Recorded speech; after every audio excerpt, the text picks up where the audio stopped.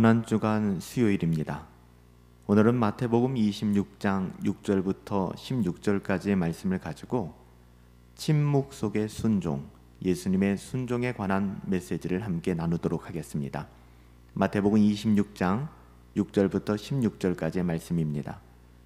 예수께서 베다니 나병 환자 시몬의 집에 계실 때 한 여자가 매우 귀한 향유 한 옥합을 가지고 나와서 식사하시는 예수의 머리에 부으니 제자들이 보고 분개하여 이르되 무슨 의도로 이것을 허비하느냐, 이것을 비싼 값에 팔아 가난한 자들에게 줄 수 있었겠도다 하거늘 예수께서 아시고 그들에게 이르시되 너희가 어찌하여 이 여자를 괴롭게 하느냐, 그가 내게 좋은 일을 하였느니라. 가난한 자들은 항상 너희와 함께 있거니와 나는 항상 함께 있지 아니하리라. 이 여자가 내 몸에 이 향유를 부은 것은 내 장례를 위하여 함이니라. 내가 진실로 너희에게 이르노니 온 천하에 어디서든지 이 복음이 전파되는 곳에서는 이 여자가 행한 일도 말하여 그를 기억하리라 하시니라. 그때 12 중에 하나인 가룟 유다라 하는 자가 대제사장들에게 가서 말하되 내가 예수를 너희에게 넘겨주리니 얼마 주려느냐 하니 그들이 은 30을 달아주거늘 그가 그때부터 예수를 넘겨줄 기회를 찾더라. 아멘. 고난주간의 수요일입니다.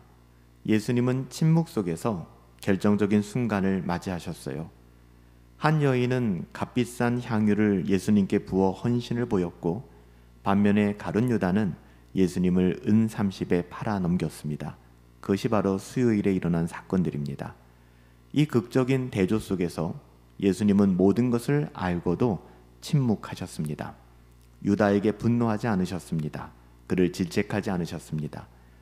우리는 오늘 본문을 통하여 예수님이 침묵 속에서 순종하시는 그 모습을 묵상하게 됩니다. 또한 더불어 수많은 악한 일에 둘러싸여 살아가는, 때로는 억울하고 우리의 마음이 불편할 때도 있잖아요. 우리는 어떤 신앙의 모습을 가지고 이 문제들을 대하고 있는지를 돌아보기를 원합니다. 예수님께서 베다니 나병 환자 시몬의 집에 계실 때 한 여인이 매우 값진 향유 옥합을 가져와 예수님 머리에 부었습니다. 여기 향유는 헬라어로 뮤론이라고 하는데요. 뮤론, 이 향유는 주로 왕이나 제사장이 기름 부을 때 이때 사용됐던 것이 바로 이 뮤론입니다. 이 행동은 주님을 향한 전적인 헌신과 사랑을 나타내 보여주는 것이었죠. 그러나 제자들은 달랐어요. 그녀의 이런 아름다운 행동을 보고 분개하며 이것을 낭비다라고 폄하하였습니다.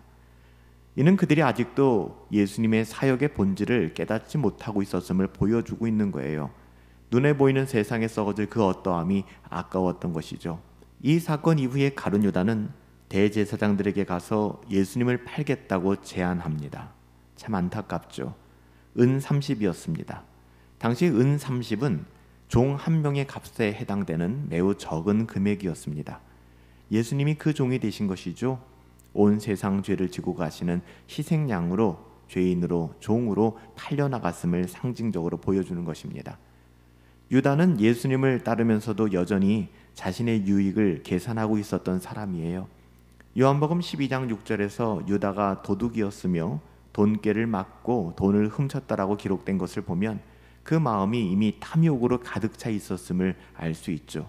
참 무서운 대목이에요. 예수님을 믿는다 하면서 심지어는 예수님의 제자로서 예수님의 사역에 동역했음에도 불구하고 그는 예수님을 따른 것이 아니라 그의 탐욕을 따라갔다는 것을 보여주고 있는 것이죠. 이처럼 신앙은 덮어놓고 믿는 것이 아니라 끝없이 우리의 신앙을 점검해 볼 필요가 있다는 것이죠. 우린 정말 예수님을 따르고 있는가? 예수님을 우리의 주인으로 인정하고 있는가? 우리는 예수님께 헌신한 삶을 살아가고 있는가? 아니면은 유다처럼 우리의 이익을 추구하고 있는가? 우리는 분명히 이 부분에 대한 답을 얻을 수 있어야 합니다. 예수님은 자신을 향한 헌신과 배신을 모두 알고 계셨지만 참 대단하세요. 그 가운데 주님은 침묵하셨습니다. 여기서 침묵이라는 개념은 단순히 말씀하지 않았다라는 것이 아니라 하나님의 뜻을 이루기 위하여 고통 속에서도 묵묵히 감내했다는 것을 의미합니다. 그래서 이사야서 53장 7절에도 그가 곤욕을 당하여 괴로울 때도 그의 입을 열지 아니하였으며 이렇게 메시아에 대하여 예언하고 있는 것이고요. 이 예언을 정말 있는 그대로 성취하여 보여주신 것입니다. 이 여인의 헌신을 칭찬하셨지만 유다의 배신에 대해서는 오늘 본문에 아무 말씀도 하지 않으셨어요. 이는 곧 십자가를 향한 순종의 모습을 보여주시는 것이죠.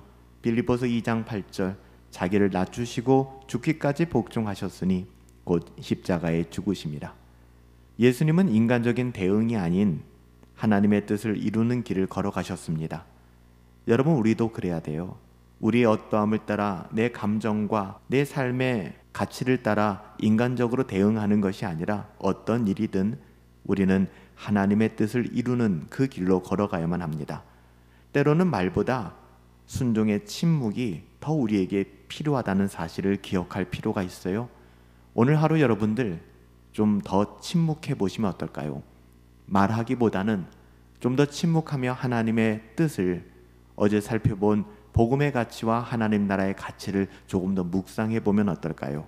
오늘 우리는 예수님이 침묵 속에서 순종하시는 그 삶을 묵상하며 우리의 삶, 우리의 신앙을 돌아볼 필요가 있습니다. 나는 예수님께 헌신하는 삶을 살아가고 있나?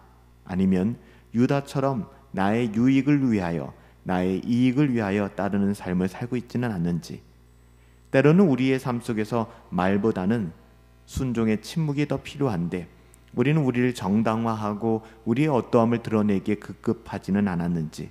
여러분, 예수님께서 우리를 위해 침묵 속에서 십자가를 향하여 나아가셨듯이 우리도 주님의 뜻을 따르는 삶을 살아갈 수 있었으면 좋겠습니다. 사도 바울이 권하는 것처럼 너희의 몸을 하나님이 기뻐하시는 거룩한 산 제사로 드리라. 오늘 주님께서 걸어가신 십자가의 길에서 유다의 배신에도 침묵하시고 그 어떤 분주함과 소란스러움 속에서도 마음 흔들리지 않고 십자가의 길로 더욱 가까이 걸어가셨던 것처럼 우리 또한 침묵 속에서의 그 순종 따라 살아갈 수 있는 복된 하루가 되기를 예수님의 이름으로 축복합니다. 살아계신 아버지 하나님, 우리 주님께서 보여주신 침묵 속에서의 순종은 우리의 삶 속에서 정말 필요한 것 같습니다. 우리는 침묵하기보다는 우리의 어떠함을 증명하고 드러내고 우리가 원하는 것을 이루기 위하여 떠들어댈 때가 너무 많습니다. 하나님 나라의 가치가 무엇인가를 한시도 잊지 않게 하여 주시고 예수님께서 침묵 속에 순종하셨던 것처럼 때로는 좀 억울한 일을 만날 수도 있고 불편한 상황 속에 놓일 수도 있지만 예수님 따라서 침묵 속에 순종하며 그 길 걸어갈 수 있도록 은혜 베풀어 주옵소서.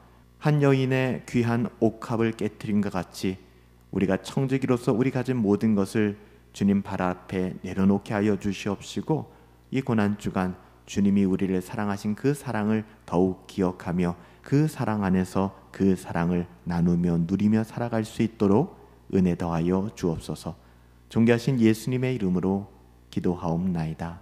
아멘.